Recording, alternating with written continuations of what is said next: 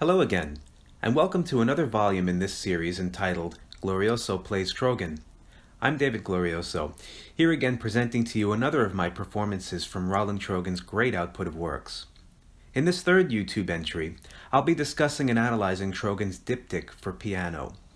I've been inspired to write fairly long liner notes for this segment. However, I kindly ask for your patience. I believe my lengthy analysis will give illuminating insight so as to fully appreciate this very special contemporary work. Written in 2000, first performed by the brilliant composer and pianist A.V., and dedicated to our very dear mutual friend, Dr. J.E. Kelleher, Diptych is a brilliant and substantial work of Trogan's late compositional period. In this opus, Trogan takes us on a spiritual journey, expressing and commemorating the spiritual struggles of the living and the imperceptible celestial voices of the deceased. A diptych is defined as a small Catholic Church booklet, or in earlier times, two slabs of wood connected together by a hinge to create a two-paged wooden book, which commemorated the earthly saints currently living a holy life listed on the left-hand side, and a dedication to the memory of those who've recently passed on to become heavenly saints listed on the right-hand side. The diptych, in most recent times, has become an integrated segment of the Catholic Church Mass, where the priest dictates the names of people, honoring their lives or remembering them in death. Trogan's piece is a musical parallel of this very scenario. Our current analytical aim will be comparing this idea with the content of the music, making connections to understand what Trogan refers to in his book as the patterns of sentience music produces. In this way, we must look at this piece objectively and from a macro perspective. Trogan forces us to look upon this piece with a more objective approach, to observe the music on a larger scale without being subject to smaller details, which are merely subservient to the universal scope and convey simply in themselves little meaning. In this way, we arrive at no relevant conclusions. We unlock, however, true substance and beauty by purposefully experiencing the music as an unabridged picture, through acknowledging its overall preconceived concept. Only then can we appreciate both macro and microcosm of the music in all of its splendid detail, beholding the work as a complete organism. The most obvious musical parallel to the diptych concept is its form. The piece consists of two movements, bookmarked by both a prelude and a postlude. Given the overtone of the postlude concluding the piece, an obvious parallel to the second page of the diptych commemorating the dead, we would be safe in assuming that the prelude, and not the inner movements, parallel the first diptych page, depicting the deeds and trials of the living. Respectively, the first and second movements between the diptychs depict A. the condition of the human soul, firmly rooted in a hectic, corrupt, and empty existence for the duration of its strugglesome journey from life to death, and B. the long and mostly unproductive odyssey to find spiritual essence in a world which ceases to promote it. In this music, melody and rhythmic gesture are the driving forces, together with their opposing counterparts, motionlessness and silence. Rhythmic gesture indicates confusion and an inability to express oneself, while melody is the musical parallel of clearly expressed thought, as akin to speech, the content of which being based on the character of the melody. A noticeably numerous amount of melodies are doubled in octaves, possibly suggesting that both represents of the diptych share a symbiotic relationship with one another. One may imagine, for example, the upper pitches in the octave melody to be sung by the living, and the lower pitches to be sung by the spirits. The ongoing inquiries are how melodies and rhythmic gestures coexist, slipping in and out of phase with one another as the journey continues. Further, what is meant when the two are in accord with one another, and what is meant when they oppose one another by way of an overtaking dominance? And still, what are the implications of ceasing motion, silence, and the significance of their locations? Asking these questions will help us to gain further insight to relevant meaning. The prelude is a two-part form.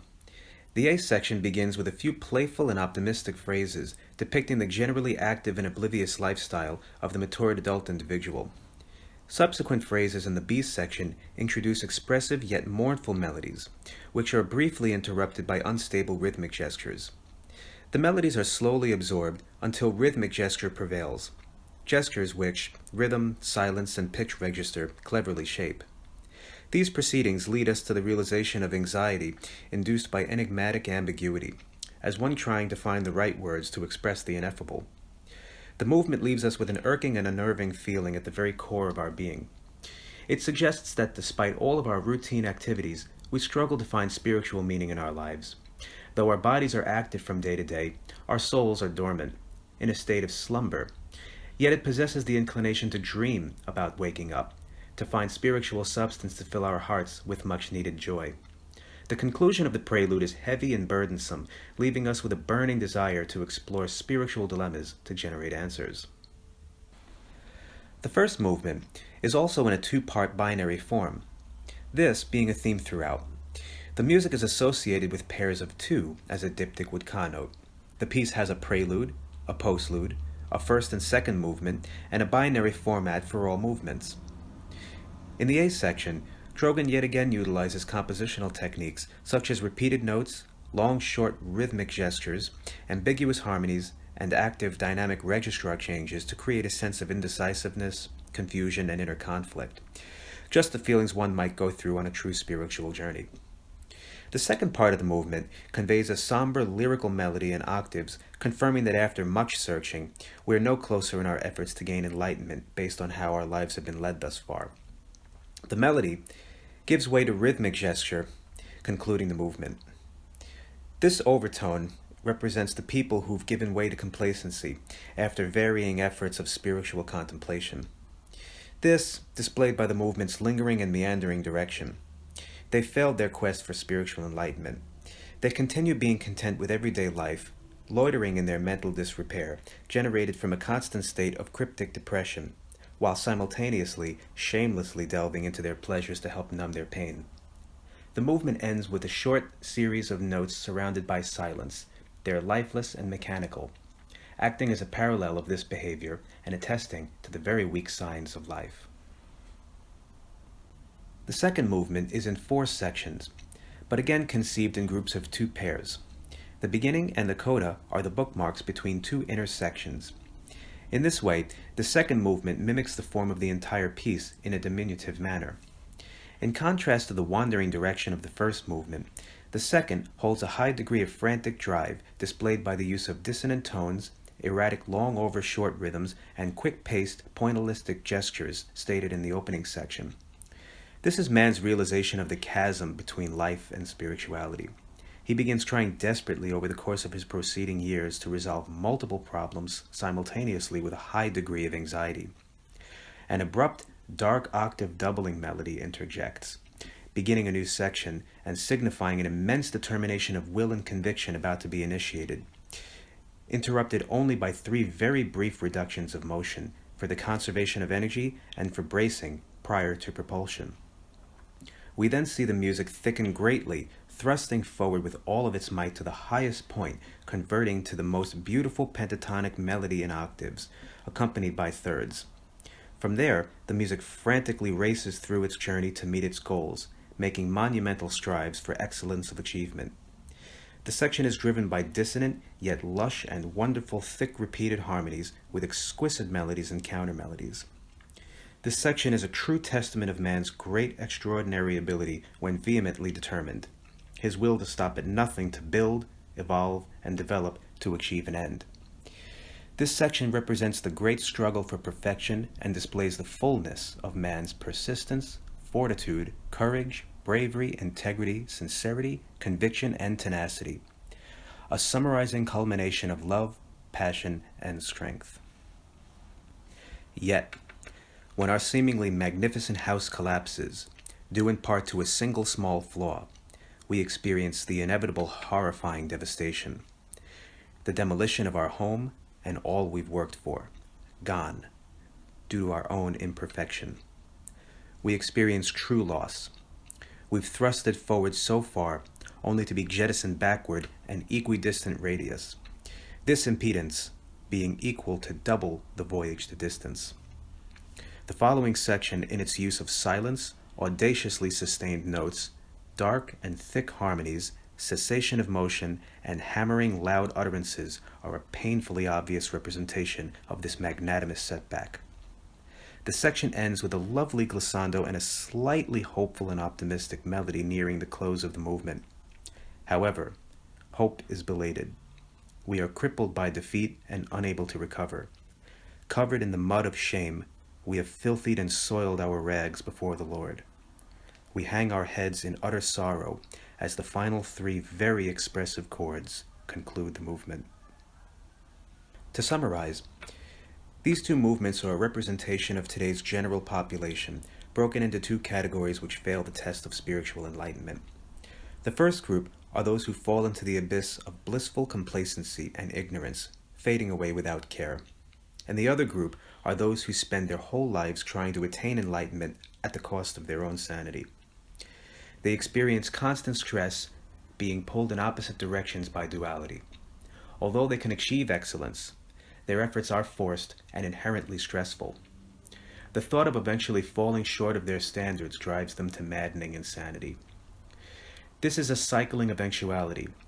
They rise to an active spike, only to fall into an inactive lull. This leads to the devastating, inevitable acknowledgement that they are doomed to failure regardless of their efforts. And finally, the postlude is presented. The expressive octave melody carries with it a heavy sense of retrospective contemplation, as one finally realizing life's true lessons at the ending moments verging death. The postlude, again, in the same conceptual vein, is broken into two sections and is a representation of the phenomena we experience at the moment traversing from life to death. This crossover is expressed by the cessation of all forward-moving motion and silence, with just a few repeated notes played pianissimo and staccato. The final section, Trogan has entitled Aria, representing the soul's ascending into the heavens. This little aria is truly blissful and need no description.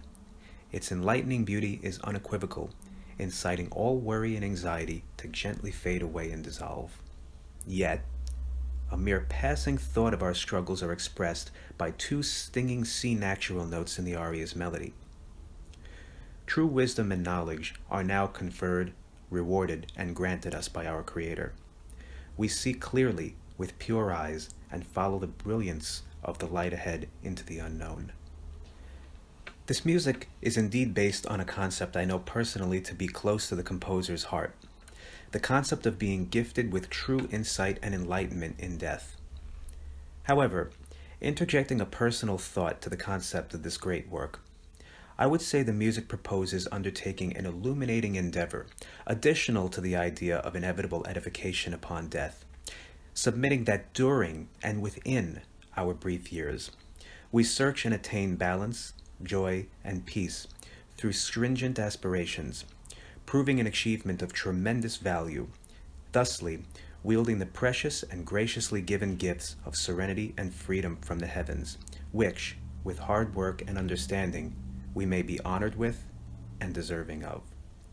Please enjoy Roland Trogan's masterwork, the Diptych.